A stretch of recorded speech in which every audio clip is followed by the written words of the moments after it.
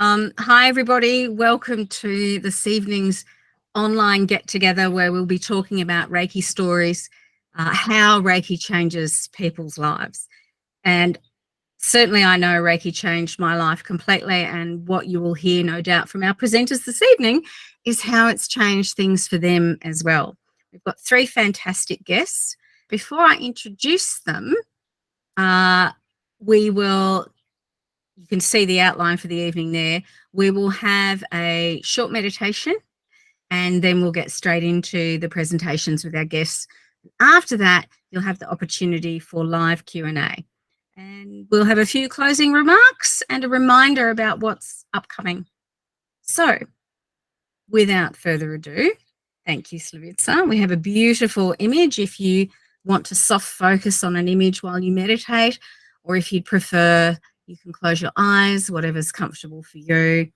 I like to actually be doing Reiki on myself when I'm meditating. You might want to do the same thing. Again, it's entirely up to you. So just take a few deep, easy breaths in and out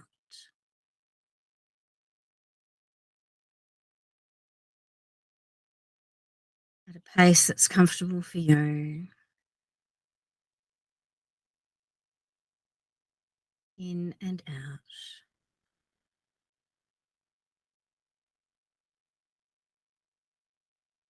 You might like to hold on to the in breath, so bring it in and hold and out.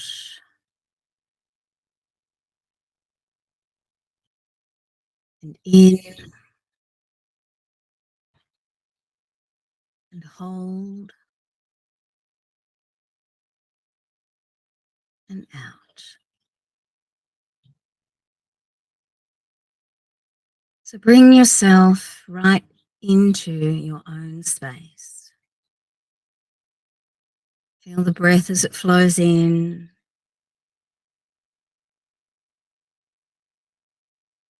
Imagine the Reiki energy flowing in as you breathe in. And perhaps any negative or distressing experiences over these past few days. You can imagine them being released on the out breath.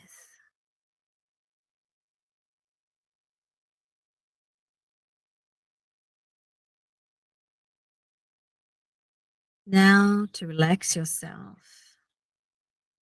It can be a good opportunity to take a mental stock take of the temple your spirit lives in, your body.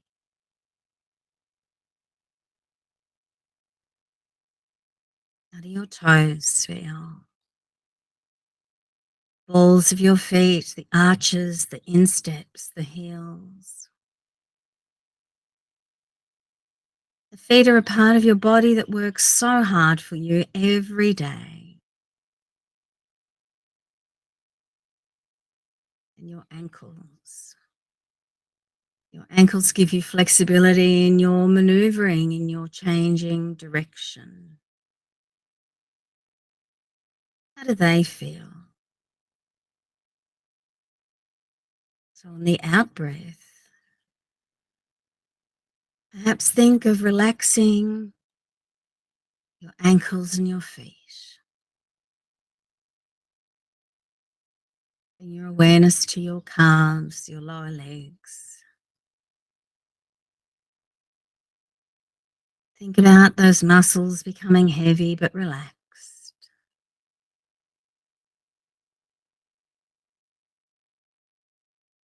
And your knees. The knees that give you the capacity to crouch down low, to stretch up tall.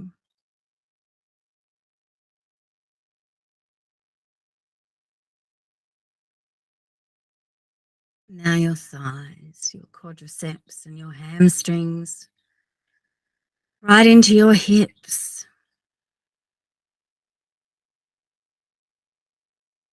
Our legs are what connect us through our feet to the earth. When was the last time you walked barefoot on a sandy beach or across cool grass?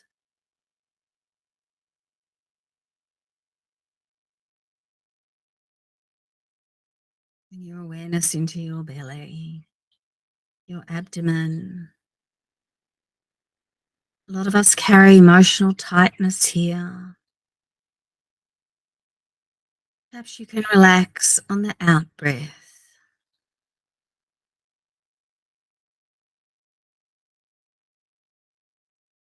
And then the upper torso. Is there some tightness in our chests? Is there some emotion of anger or grief or impatience that we're not letting go of? Sometimes we hold ourselves tight in the chest and restrict our breathing. So take a nice, deep, slow breath in. And slowly release. How are your fingers and hands today? Just like your feet, they work hard every day.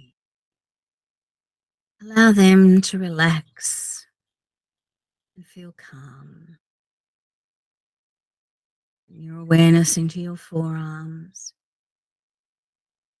If we do a lot of keyboard work or mouse work, maybe our forearms get a little tired and our wrists get a little tight. What if we relax all of that on the out breath? Now upper arms into our shoulders. Are your shoulders tense? Are they up around your ears? What about allowing them to just rest naturally in a low, comfortable position on your next out breath?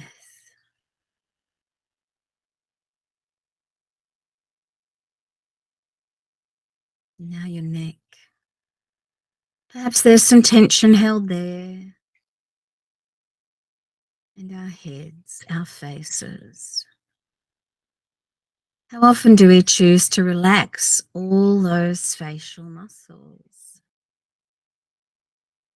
There's a lot of tension for many of us when we hold our expressions in, when we don't express ourselves, when we're choosing to present a mask because the time to express ourselves may not feel appropriate.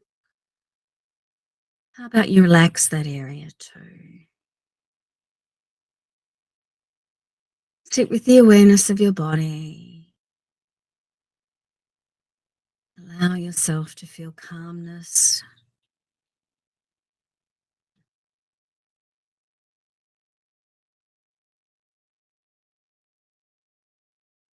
Bring the awareness back forward to where you are comfortable enough to open your eyes, and we will commence our presentations. Thank you, Slavica.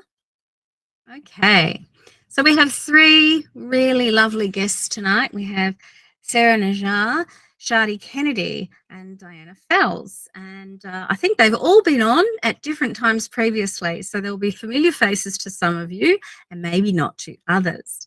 But perhaps we can start with Sarah. So Sarah's been doing Reiki for quite a long time and has been teaching traditional Sui Reiki since 2009. And she's got a good awareness of some other therapies, complementary therapies, and has a traditional BA in anthropology and sociology. So that gives her that nice juxtaposition between what some people would think of as being a bit woo-woo and out there and what other people would think of as being traditional academia. So that's a nice way to have a bit of balance for us to listen to when we hear Sarah speak. Sarah's done a lot of keynote speaking at various events and has taught at a couple of Melbourne's health colleges, the Australian College of Fitness and Bodywork and the Victorian Fitness Academy. And She offers a lot of things, which you can see on the slide that's available right now: individual treatments, Reiki training and mentoring, practice groups, and some e-courses to help people in their Reiki practice. So, Sarah, looking forward to hearing from you tonight about how things were for you and the changes Reiki has brought for you and maybe for some of the people you've worked with. Thanks, Sarah. Thank you, Sue. And thank you for the beautiful meditation that you just led us in.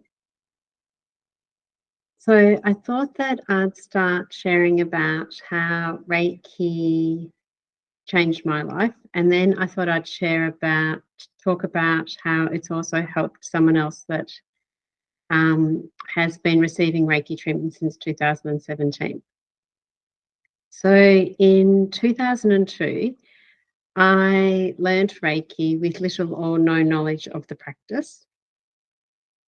And when I learned Reiki, I fell in love with Reiki, as I'm sure many of you have as well. And I really wondered how such a gentle and non-invasive practice could create such powerful changes. And for me, when I first learnt Reiki, I would say that Reiki introduced me to a vibrational universe that I hadn't really had a lot of experience with before. And it introduced me to a different way of relating to myself and others. And over time, I've realized that that's really, I mean, Reiki does many things, but one thing that it can do is it can connect us more to this vibrational universe, as well as connecting us more deeply with this present moment reality that we're in.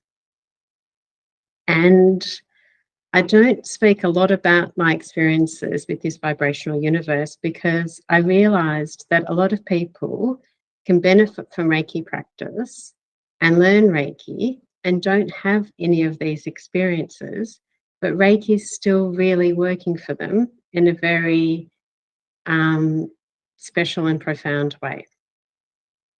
The other thing is that I feel that when I learned Reiki and when other people learn Reiki, those kind of peak spiritual experiences can't be sustained forever.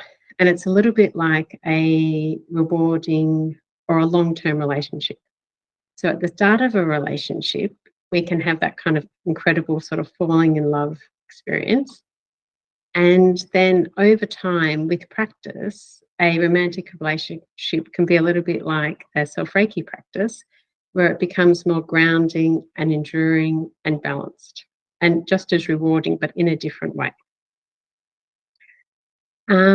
So over time, self-Reiki practice has helped me to become more connected to this present moment reality.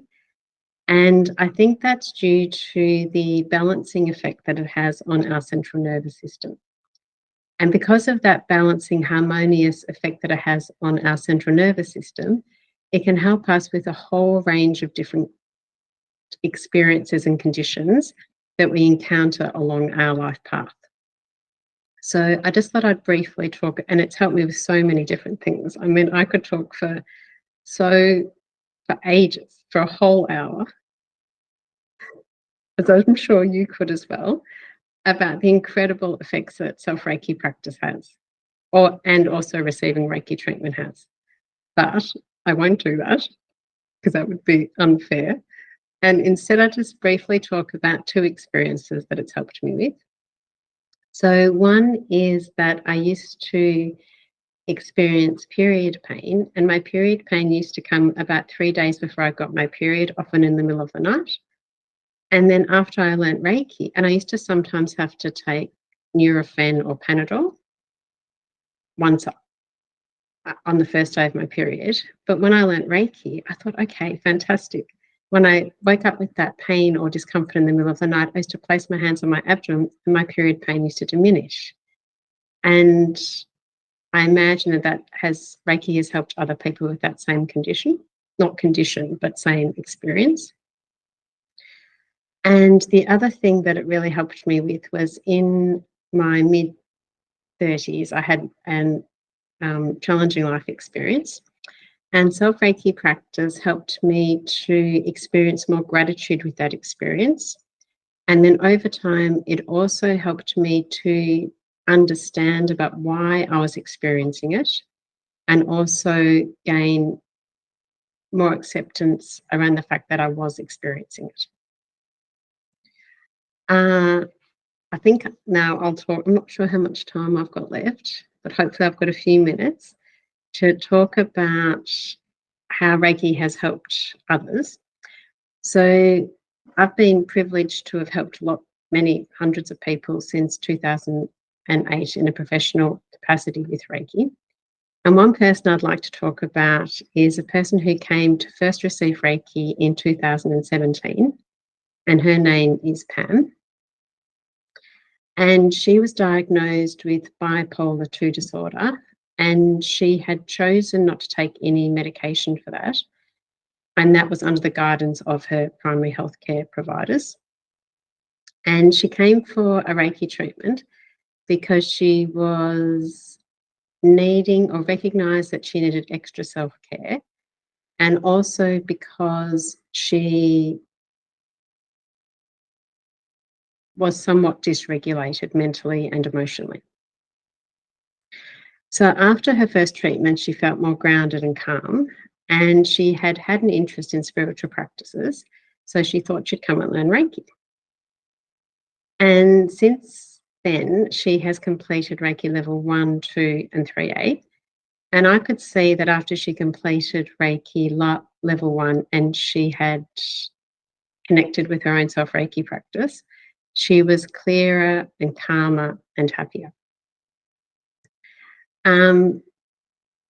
All in all, she would say that self Reiki practice and receiving Reiki treatment and Reiki practice in general has helped her to become more spiritually connected and has helped her to experience more gratitude, higher energy levels, and helped her to manage musculoskeletal conditions, gynecological conditions, as well as with other her gynecological conditions were also managed through Western medicine as well, and less stress and anxiety and more compassion for herself and others. And one of the things I'd like to end on is that when people come and learn Reiki, I talk about how we have different ways of practicing Reiki. We have our own self-Reiki practice, and we also have the Reiki principles that are another way of practicing Reiki each day, which I imagine that we're practicing. And what I love that she says is that the Reiki principles are a key conceptual framework that promote more respect toward others, as well as a healthy sense of self.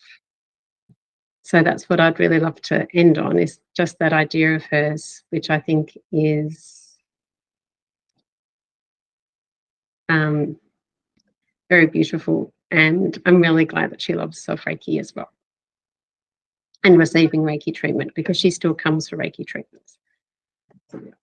That's really lovely, Sarah. That's a really lovely sharing of someone's journey. And it's beautiful when we practice for ourselves and we understand the benefit for ourselves, but when other people who we've had the real privilege of teaching Reiki to also come to that same place where they suddenly realize that self-practice is really a way of showing self-compassion and discovering themselves and their spiritual and emotional aspects in a way that allopathic medicine can't really help them do.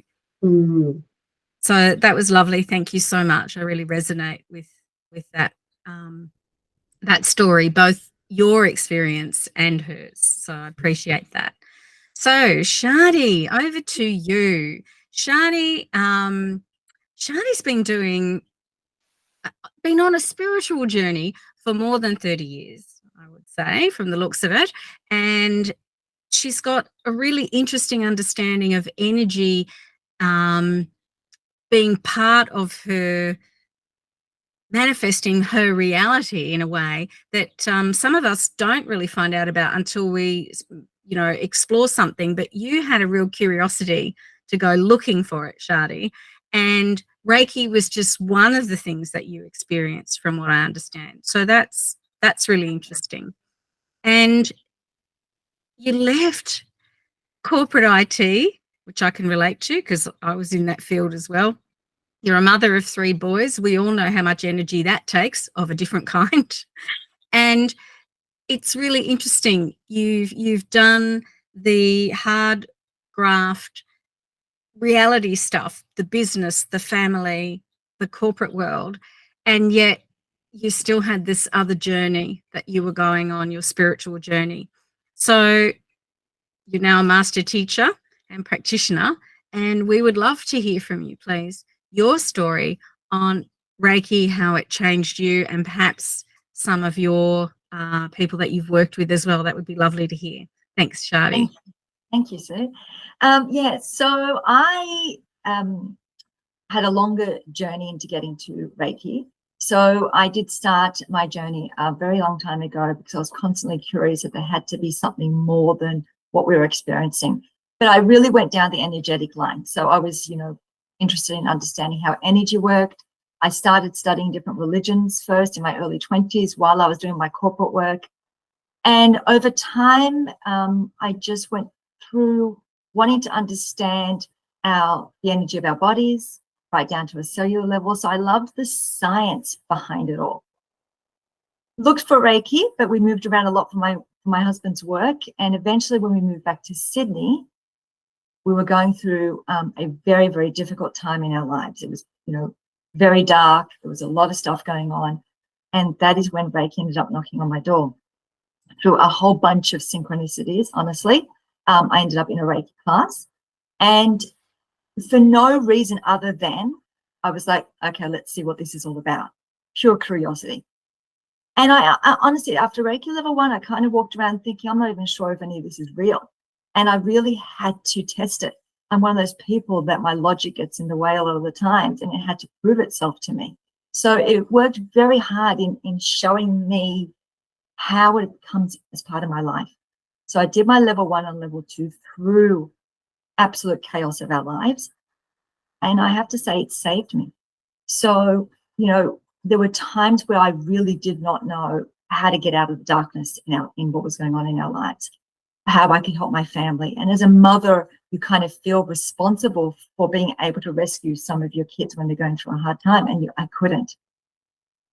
But Reiki was there. So Reiki helped me so much because I was able to pull myself away from the situation. And by giving myself Reiki, I could show up again without the fear, just with a bit more trust, with a bit more light. I would be able to give Reiki to my family. And when I couldn't, I would distance Reiki, everything. So I'm not saying that it was a smooth journey by any means. And Reiki wasn't a magic wand. It didn't all of a sudden get rid of all my problems or everything we were going through. But it definitely brought more light. It definitely made me feel empowered, that I felt like I had an extra support network, an extra, support system that I could lean on, that I could feel that strength back up again. And then funny enough, it opened new doors. It brought people into my life that changed things. And now I can look back on that time and go, oh my God, I get why we had to go through that. I get why there was so much darkness and it was really hit or miss. But through that, we wouldn't have done all this other stuff we did. I wouldn't be teaching this at all now if I didn't go through all of that experience. So one thing I've learned, and I've seen it with a lot of my clients, I have a lot of clients that have depression and anxiety. And that when they first come to you, they are like this. They're hunched, they're dark, they're heavy, they're weighted. And through Reiki, I see the light that comes back on. It's gentle, it's subtle. It's not like they walk out of one session and all of a sudden it's all gone. But it's this slow shift where they then start to find themselves again and find out how they can connect back to themselves again. And they find that confidence to get up and, get themselves a cup of a cup of coffee in the morning and have a shower and then make those steps to finding their way back to themselves. And when they do that, when Reiki helps them do that, they get the confidence back again. So what I've seen with some of my clients is when they can remember how they did that, they build the confidence. So when they do fall over again, they know they can get back up. They know they can call upon Reiki. And a lot of my clients who were really heavily in that space have become my students. So their self-Reiki practice that they do has enabled them to have some power and back into their own well-being. So that's been really a big aha for me watching. Honestly, I honestly believe my students and the clients are my biggest teachers of how they're able to bring that Reiki energy into their lives. I have one client who has a terminal illness, and he came and saw me, and he didn't know anything about Reiki, but he had heard that maybe it could help support him in what he was going through. So 2 years down the track, he's still having Reiki sessions, and he's now a student. So he's been doing his Reiki self-practice. And I actually asked him the question. I said, would you mind sharing how Reiki has changed your life? You're still showing up every week having sessions. And he said he has been able to see that what he's going through doesn't end here. So his soul, his spirit is so much bigger than the experience of his terminal illness. So he's found this acceptance with it. He's found this peace with it. It's not to say that every now and then the fear doesn't come in about how the ending is going to look for him, but he's just knows, and with no concern that there is something so much bigger than where he's at right now. And he's felt it in his Reiki sessions. It's a really deep feeling for him. So he's able to hold that space. And when he says he's held that space in his home, it helps with his partner and his children, because he's walking with that sense of we're going to be okay no matter what. And I know that there's something bigger than where I am right now. And I'm okay with this. I'm okay with how we're going with all of this. So that's really big for his experience and his journey, and watching him go through that has been huge for me as well. For my own learning as well, as I've gone to become to teach Reiki, I've realized that the way I was connecting to the spiritual side was very separate. It was like I was doing two separate things. I would do my meditations, and I would be like, great, I'm in this Reiki zone, I'm in my meditation state. And I could feel that quiet and connection with my soul, with my higher self, the guidance. And then I would go be mom, work, rushing around this physical human body. But somehow the mesh between the two wasn't as connected. So as I've started doing my Reiki journey, when I've started really getting involved more into that space, I found that I'm able to live a more spiritually led human experience. So I'm not just stepping aside and sitting in my meditation and doing Reiki. I'm now trying to work out, well, how do I want to show up? How would Reiki show up? How does love show up? So in every situation, I can bring that energy in with me. And it's changed completely how I show up for myself and for my family and the trajectory of my life. And that leads me to something actually that Sarah was talking about, which is the Reiki precepts and the principles, which brings you to the present moment. And that is the foundations of a lot of my Reiki practice. And what I keep telling a lot of my clients that leave the room, it's okay to come here and you have a great Reiki session, and then you walk out and you do the same habits and the same worries and the same things over and over again, and nothing's shifting. But when we can remind ourselves of those Reiki principles and precepts, we're bringing in that light, even if it's just for this moment, just for this minute, just for this next 5 minutes, and then we extend it.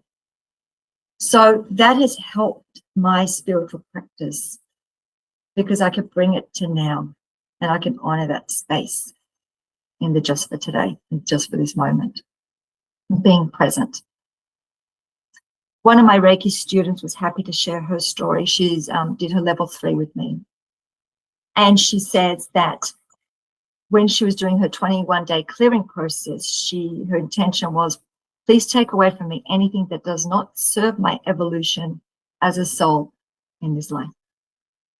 She said she felt like she had this big awakening and understood why Reiki was brought into her life.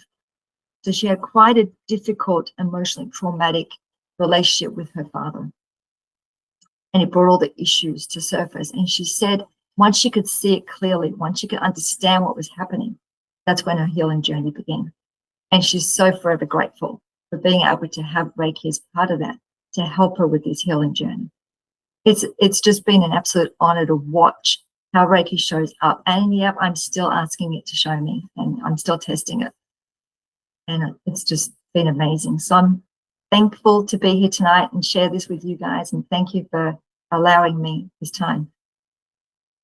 Thank you, Shadi. That was really lovely. Another story from someone you've been working with that I think a lot of us can resonate with. And your personal journey, the way you didn't give up, the way your curiosity kept you going, and now you are in this space where you're sharing what benefited you so much through a really dark period, but also when things are good, where you can still support yourself and the people around you. My teacher always used to say that when we have Reiki, we never have to feel helpless about anything. There is always something we can do, even if the only thing we can do is Reiki. And that's a pretty amazing thing. Thank you so much for sharing. Appreciated that enormously. So now we move on to Diana. So Diana Fels, she's been doing Reiki for, hey, you're 21 now, Diana. 21 years young in Reiki. And you were overseas when you had your first exposure, synchronicities, etc., to get you there in terms of pursuing Reiki and what you've done. And interesting that you've done a number of different forms of teaching with multiple teachers. I'm completely different. I'm straight down a single line. I admire other teachers and I love to interact with them, but I just stuck with where I am, and you've been pursuing other things, which is really, really interesting. I love that you want to do your own personal practices as well as bringing other people in and offering them support on all their different levels of their wellbeing journey as well, which is amazing. And there's quite a lot of stuff that you've got down there in terms of your Reiki offerings, but also counselling, the eye movement desensitization reprocessing, which I've heard a little bit about, coaching, spiritual healing, and your business management and accounting. So there we go. We have another one where we've got the academia side as well as the more spiritual side. So I'm looking forward to hearing more about how Reiki changed your life for you, and maybe about some of your students or a client. That would be lovely. Thanks, Diana.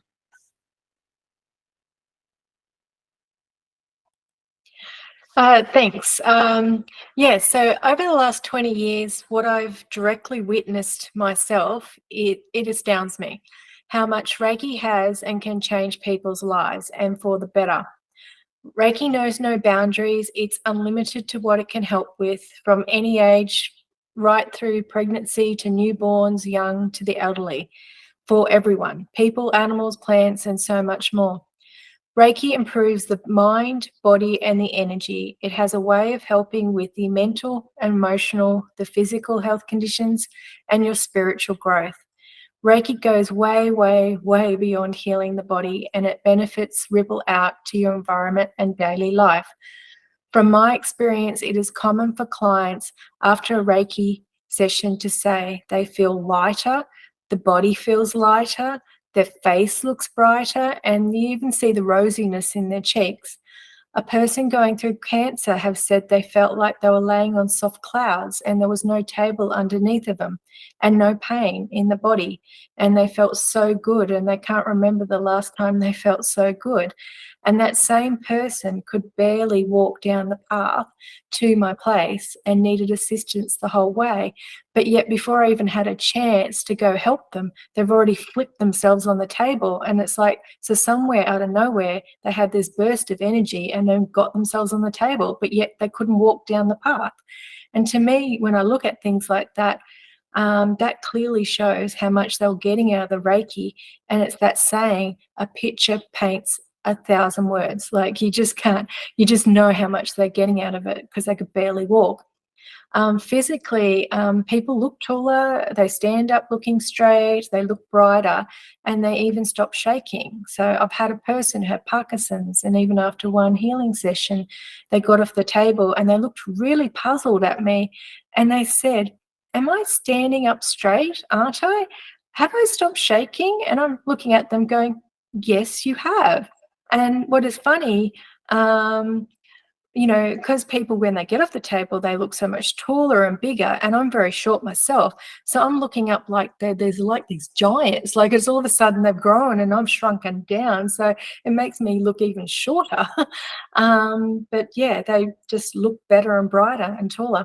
And others have said that their hearing has come back, or it's become better or sharpened. So a person had tinnitus, I'm not sure if I'm saying it right, which is the ringing in the ears. I had no idea that this person had tinnitus, and I'd never even heard of the word. And I said, "What is it?"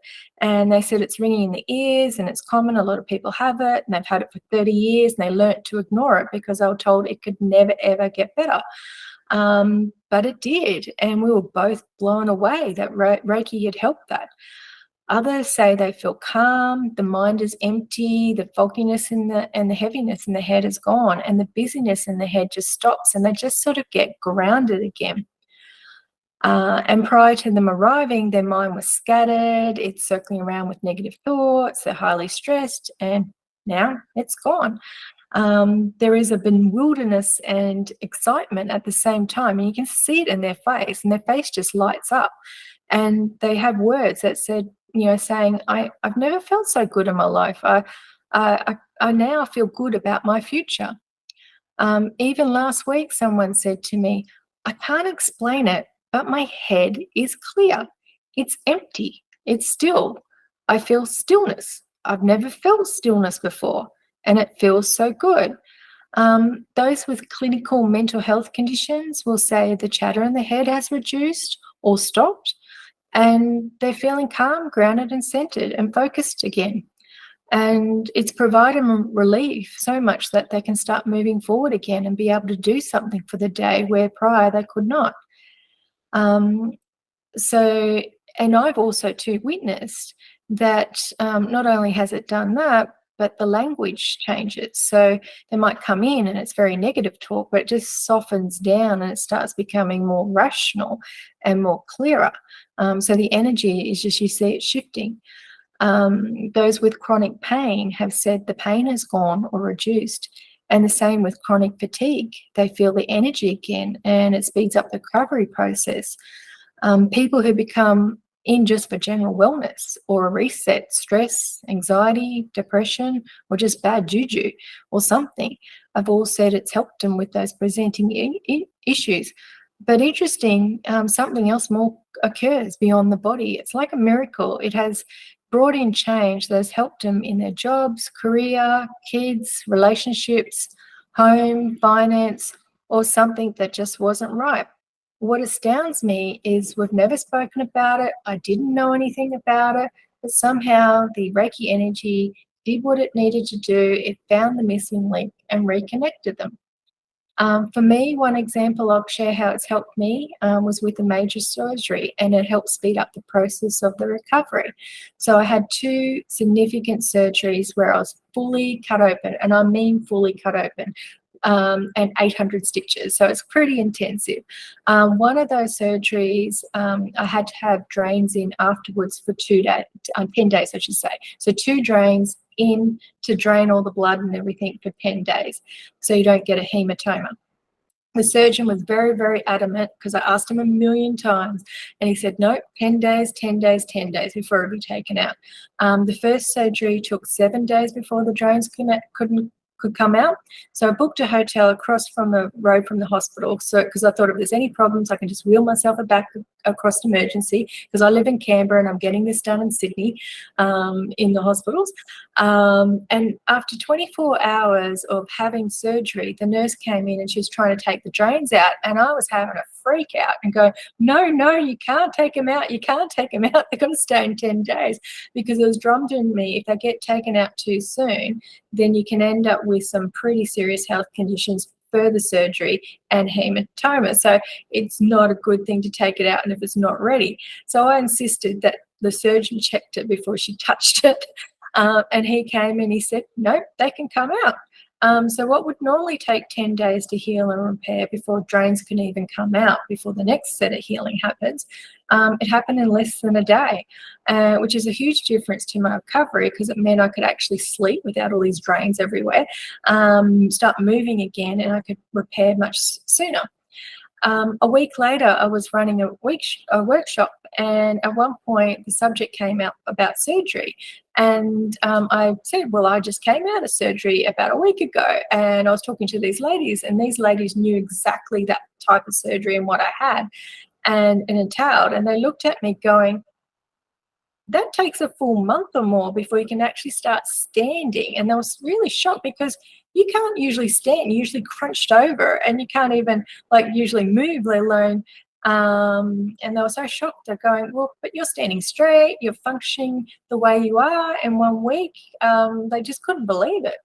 But Reiki definitely helps a lot pre and post surgery healing, and helps the body recover, and obviously in quantum leaps.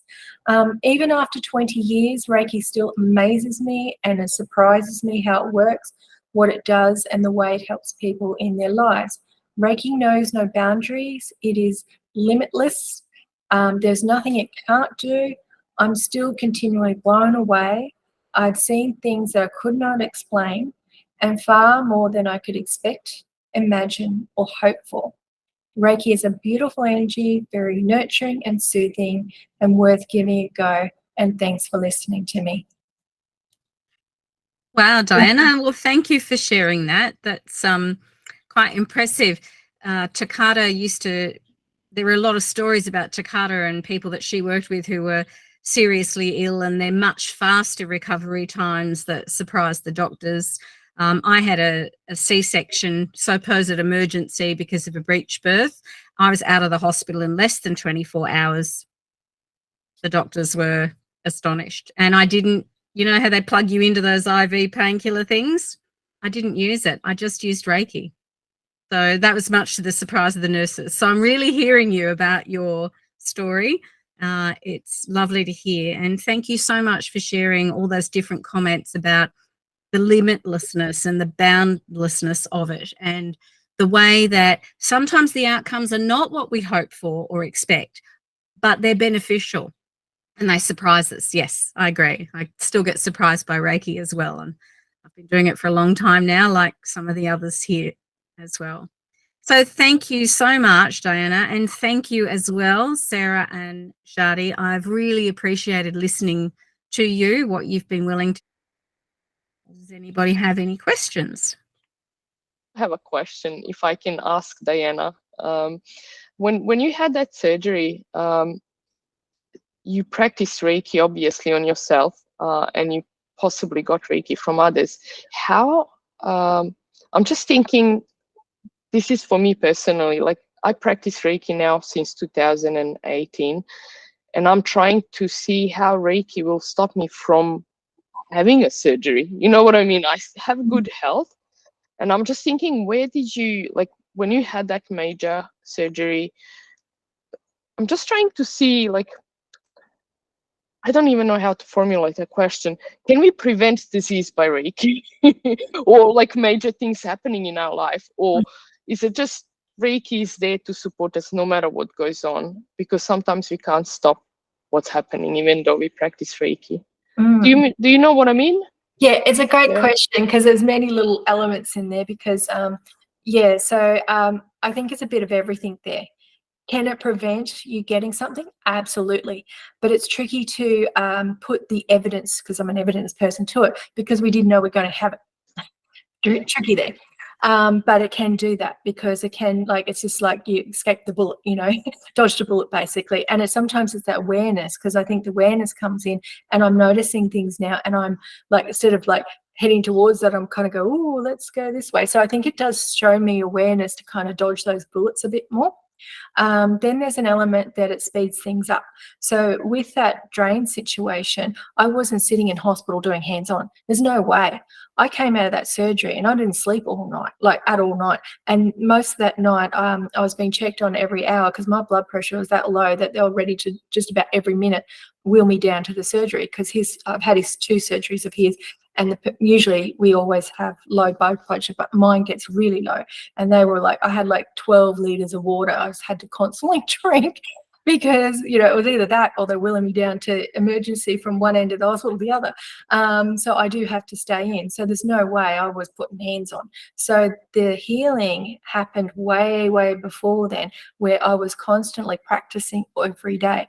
And it wasn't always about putting a hands on me. Sometimes it is, but sometimes it was chanting or meditating. So I was actively doing something every day, even if it was for a few minutes. Sometimes you might sit down for half an hour, other times it's just a few minutes, other times it's, you know, not so great, but in the gym, but you'd be doing the stairs and you're, okay, I can chant while I'm doing the stairs. So, you know, you're actively doing chanting, meditating or healing or something all the way leading up. So that period when I'm like, I'm out of it. And it's not like I can call someone, because I'm, you know, 4 hours like south away from there, and nor do, you know, Reiki friends around at that time, and not necessarily publicizing that as well. But yeah, because that lead up and then afterwards you're doing something was inside and was helping whatever it is to heal faster. And then other times there's things in my life just going, really, did that have to happen? Couldn't I learn that in a book? But sometimes there was lessons that maybe I had to learn in other aspects going, I really didn't need that. And that's where I get conundrum, because I go in the line of spirituality.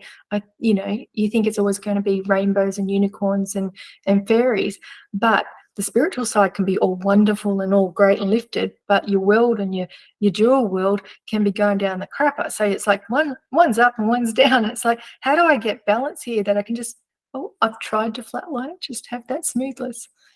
Yeah, that's how I sort of see it. Once you practice Reiki or any kind of spiritual practice, it gives you that grace where you gracefully walking through no matter what is presented to you, and it's just beautiful. Thank you. Nice. Does anyone have any other question? Katja? Go, Katya. Hello. I don't actually have a question, but I wanted to add a little bit. I was inspired by your story, Diana, because it reminded me of something that happened to my sister where she'd had major surgery. So there's just a tiny thing about that I wanted to share, seeing as it's on topic about how Reiki makes a difference.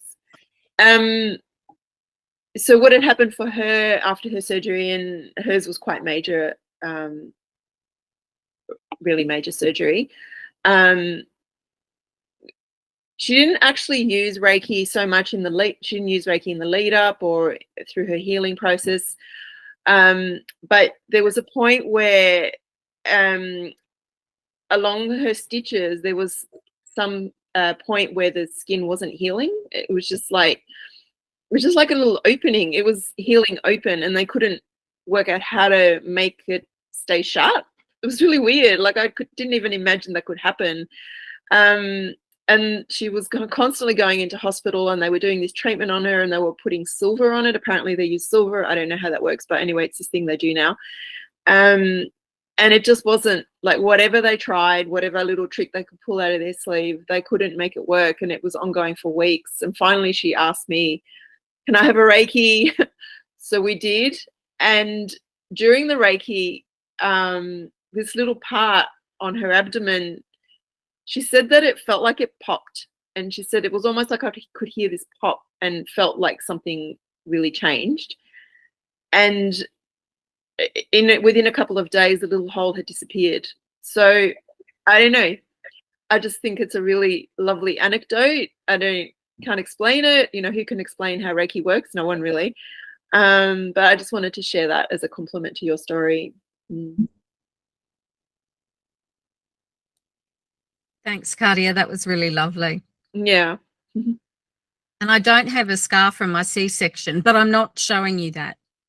You don't have a scar? I don't have a scar. Oh, congratulations. Gosh. And no scar tissue internally either. That's so amazing. It was preventing me from having children. The scar tissue originally from cervical cancer. And after I'd done Reiki, and I was just doing Reiki every day, very obedient student. My teacher had said, you know, you benefit most if you do self-practice, and you're very doubtful, and those who are the biggest skeptics attract the biggest proofs. So when I went in for my checkup, my doctor said, oh my God, Sue, what have you been doing? And I thought, because he's, you know, looking, I thought maybe the cervical cancer had returned or there was something else wrong. I didn't feel like it. You know, when I was Reikiing myself in that lower abdomen area, I didn't feel like there was anything wrong. And he said, if I didn't know about your history, I would swear that was a completely normal cervix. So if you want to go and have children, you'd better do it now because you're getting too old. And my husband had never wanted children, so I went home to him and I said, you know how you didn't want children and I couldn't have them? Yes, well, we have a choice now. And I had my first son, which was the unexpected breech at 40. No scar tissue from the C-section. And I popped the second one out like a bar of soap. Natural birth, no painkillers, no nothing, just my Reiki hands. So I always feel that I've been so totally blessed by Reiki, and it resonates with me, my teacher saying the biggest skeptics are often the ones who attract the biggest proofs. So, yeah. I love that quote. Do you, Shadi and Sarah, have any such stories? Like, we all love to hear like incredible stories. You know, everything else happens, but those incredible ones are just interesting. I can share just a recent dental experience that I've had. So I needed some fillings done, and I am a bit sensitive to the anesthetic, especially if it contains adrenaline. And so I said to the dentist, who's known me over a period of time, I prefer not to have the anesthetic. And she said, are you sure? I said, yes, I'm sure. I'll just lie here and do Reiki. And during it, she said, she stopped and she said, are you sure you don't want some anesthetic? Because it's a lot deeper than what I thought it was. And I was like, no, I don't want the anesthetic. And she couldn't believe it. I actually had 2 done, which were on the lower. And then the top one, I actually said to her, Martha's have an anesthetic, because I just felt like that was a little bit perhaps more tender. And she was so impressed by it all that she contacted her son, who's an integrative doctor, and told him about Reiki. Yeah. That's incredible. I just lay there and did Reiki. So I would never advocate that we don't need anesthetic. Absolutely. And I would never say, rather when you go to the dentist, just do your self-Reiki practice and don't get anesthetic. But for me personally, that worked. In those 2 cases. That sounds wonderful. Yeah. I think the trick was that I knew that it was ending, and I knew exactly why the pain was there. That was part of it as well. Yeah. Yeah. What about you, Shadi? Well, I don't have any physical issues that I've actually had to work on, thank God, yet. But for my clients, I've seen a lot of amazing things. I've had clients that have had vertigo. The doctors have said there's nothing they could do. and we've had 2 sessions, and they've been able to drop into their body, and the vertigo is gone. The ears, being able to chronic earaches, that's gone. I've had people that have come back from skiing accidents that their doctors have said it's going to take 6 weeks to heal, and amazingly they can put their foot down really nicely, which I told them not to push it, after about the 2nd treatment. So those sorts of things I've seen a lot of, and I'm constantly the skeptic. So I'm constantly going, oh, is there something else in Helen's? And I keep checking in with them to make sure. Probably the one biggest story was a beautiful client of mine who had a very traumatic experience when she was a young girl. And she came and saw me, and I can share this because she's written it up as a review on my public site. And she said to me, you know, I haven't had a menstrual cycle in a really long time. I had a lot of trauma, whatever. So I said, okay. So we worked on the Reiki, and then after her 2nd session, she came and said to me, I've got my periods. And I was like, oh my God. So she was so happy because whatever was stuck from way back there was able to shift.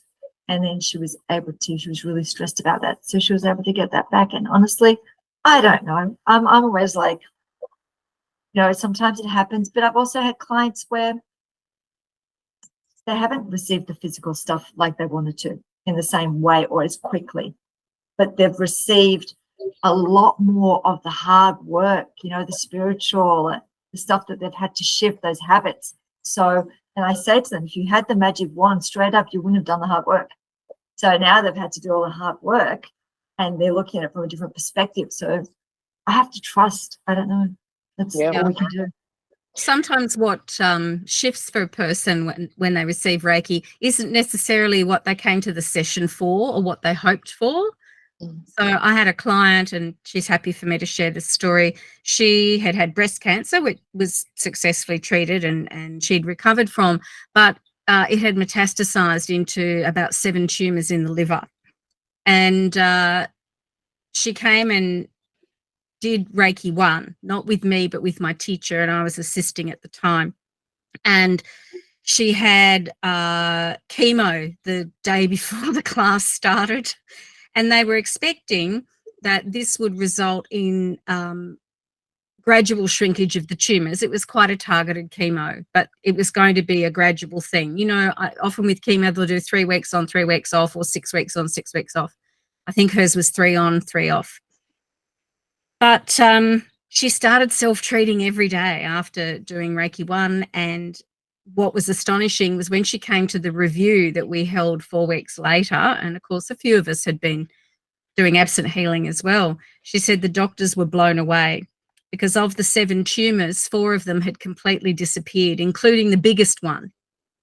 And the 3 that remained were so small. Now, they anticipated shrinkage, but they didn't anticipate it after 1 round of chemo, and nor did they expect that more than half the tumors would disappear. Incredible. So the human body will do what it knows what to do, and it knows how to heal. But Reiki is one of those amazing resources that lets it do its job much better, because we often run ourselves down, you know, we don't have the reserves. So what surprised her, though, was that when she was coming to me for treatments, so this was prior to the chemo, what responded initially, even though the area over her liver drew a lot through my hands, she had a low-grade gum infection. That disappeared, and then the body could work on the rest. It was like this low-grade gum infection that had been there for years was stopping the body from dealing with the other issue. It was very interesting. So, yeah, always of benefit, but not always in the way people hope for or expect. Ladies, all 3 of you who were presenting, thank you so much. It was really lovely to hear your experiences and to garner different perspectives on how Reiki has the potential to change lives, whether it was your own or some of the people that you've been working with. Slavica, thank you for doing everything that you do on the technical side of things.